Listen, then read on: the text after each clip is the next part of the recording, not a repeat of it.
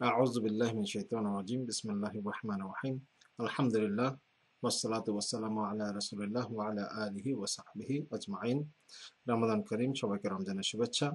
আজকের ভিডিও পর্বে আমরা আলোচনা করব রোজার সময় কি কি বিষয় কাম্য নয় বা আনডিজায়ারেবল বা মাকরুহ। চলুন কয়েকটি পয়েন্ট আমরা দেখি। প্রথমত আমরা দেখতে পাচ্ছি যে আমরা অজুর সময় যদি অতিরিক্ত পানি আমরা নাকে প্রবেশ না করাই, যাতে করে এটার আশঙ্কা থাকে যে পানি হয়তো গলার ভিতর দিয়ে ভিতরে ঢুকে যেতে পারে।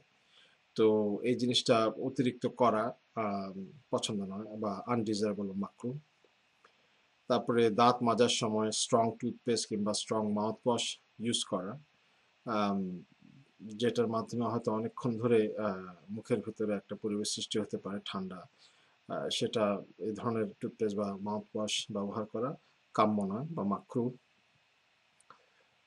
একটা সাঁতার কাটা, তারপরে বলা হচ্ছে যে কোনো একটি গাম বা রাবার এমন কিছু যা চুইংগামের মতো ব্যবহার করা যেতে পারে, বা এমন কিছু যেটা সবসময় চিবানো যায়,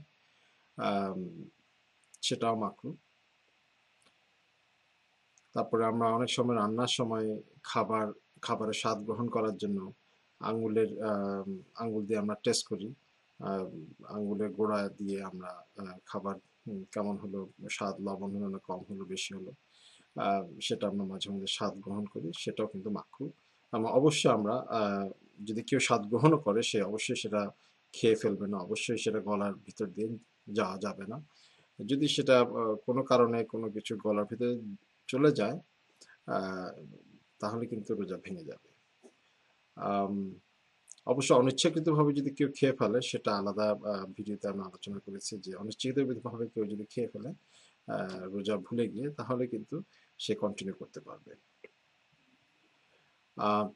তারপর পয়েন্ট হচ্ছে to collect saliva in the mouth and swallow it in a large quantity।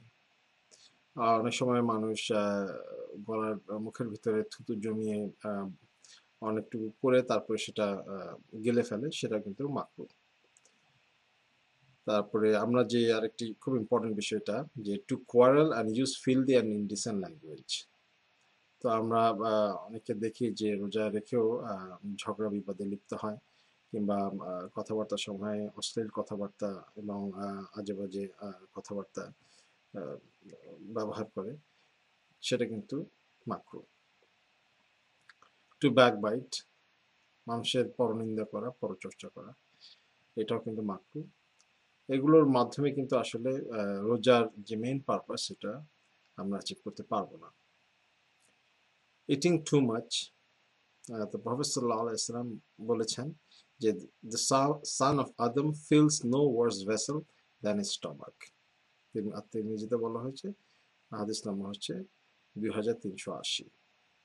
তো আমরা দেখতে পাচ্ছি যে খাবার সবসময় পরিমিতভাবে খেতে হবে, এবং রাসূল সাল্লাল্লাহু আলাইহি ওয়াসাল্লাম হাদিসে বলেছেন যে স্টোমাকের চাইতে খারাপ কোনো ভেসেল, এমন কোনো খারাপতর কোনো ভেসেল নাই স্টমাকের চাইতে, যেটা আদম সন্তান পূর্ণ করে।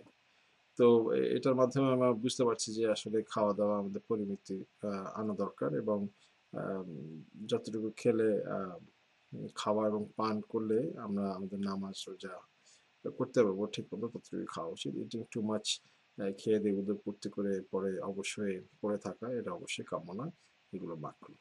তো আশা করি এই কয়েকটি পয়েন্ট আপনাদের ভালো লেগেছে। ভবিষ্যতে অন্যান্য পর্বে অন্যান্য বিষয়ে আমরা আলোচনা করবো ইনশাআল্লাহ। তো আশা করি ভালো থাকবেন, আমাদের জন্য দোয়া করবেন। সুবহানাকা আল্লাহুম্মা নাশহাদু আল্লা ইলাহা ইল্লা আনতা নাস্তাগফিরুকা ওয়া নাতুবু ইলাইক। আসসালামু আলাইকুম।